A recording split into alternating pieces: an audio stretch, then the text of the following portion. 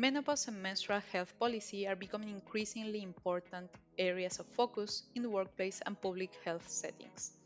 Ensuring that policies are inclusive of the needs of menopausal and menstruating women can help alleviate the stigma and challenges faced by individuals during these life stages, promoting better well being and equality in various societal domains. Understanding how menopause impacts various aspects of health is crucial for creating a supportive workplace. This podcast episode, brought to you by the European Menopause and Andropause Society, features Professor Kathleen Riach discussing how menstrual health policies can address the challenges faced by menopausal and menstruating individuals in the workplace. Let's dive into today's discussion. Hello, my name is Kat Riach and I'm Professor at Adam Smith Business School at the University of Glasgow in the UK and convener of the forthcoming ISO standard on menstruation, menstrual health and menopause in the workplace. Now, evidence is now firmly established that there's a two-way relationship between menopause and work. Symptoms associated with the menopause can have an impact on employee engagement and satisfaction. At the same time, features of workplace and job design, such as lack of control over the physical environment or low levels of job-based autonomy, can exacerbate symptoms. In particular, studies have shown that high levels of supervisory support can positively offset the frequency and bothersomeness of menopausal symptoms.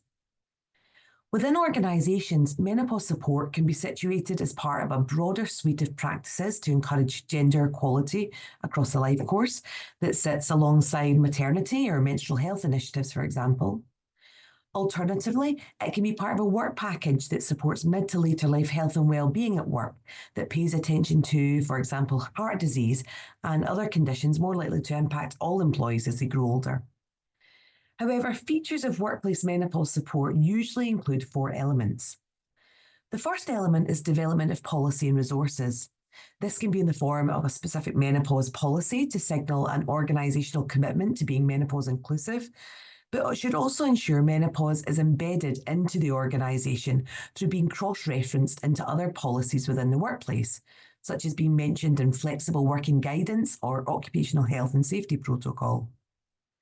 Resource allocation should also be made to support initiatives such as support networks, awareness raising campaigns, or to help create protocol or guidelines to support those who are managing menopausal employees. The second element is training, especially of line managers and supervisors. This is because the first conversation an employee has with someone in a position of authority in their workplace can make a significant positive or negative difference to whether they feel they can work through menopause or not. Now, we don't need managers to be experts about menopause, and they certainly shouldn't be giving menopause or health-related advice. But they do need to be skilled up in how to have a positive and productive conversation about supporting menopause at work should an employee approach them, as well as know where they can go to get further advice or guidance about how they can practically support that employee. The third element of menopause support at work is education and awareness, where everyone in the workplace is able to access evidence-based, reliable and accessible information about menopause transition and menopause-related health. These do not have to be created by the organisation themselves, but can be signposted to high-quality existing resources, such as those found on the EMAS Menopause Essentials webpage. The final element of a menopause policy is creating a culture that encourages a collaborative approach to finding solutions that keep employees in work in a capacity they feel comfortable, recognising that this might change over time as their symptoms evolve. Often the best support mechanisms are low resource but high impact, such as being able to quickly access a cheap fan without excessive bureaucracy or utilise flexible working practices when required. And if there is concern over whether this is the right solution, workplaces should be open to considering a trial period to see if it works for both the employee and for the organisation. Employees going through menopausal transition are a vital and valuable part of the workforce, and organisations who support them will be rewarded not only in employee engagement and satisfaction and low staff turnover, but also in creating an inclusive workplace environment for everybody in work.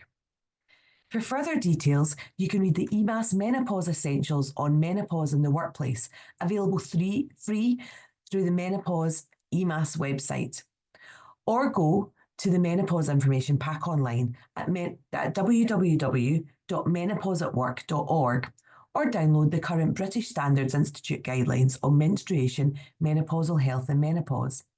Or if you're interested in reading more about the employee experience of menopause in the workplace, download a free copy of the Amino study of over 3,000 employees' experience of menopause at work from either the Scottish Government NHS Scotland website or the University of Glasgow web pages.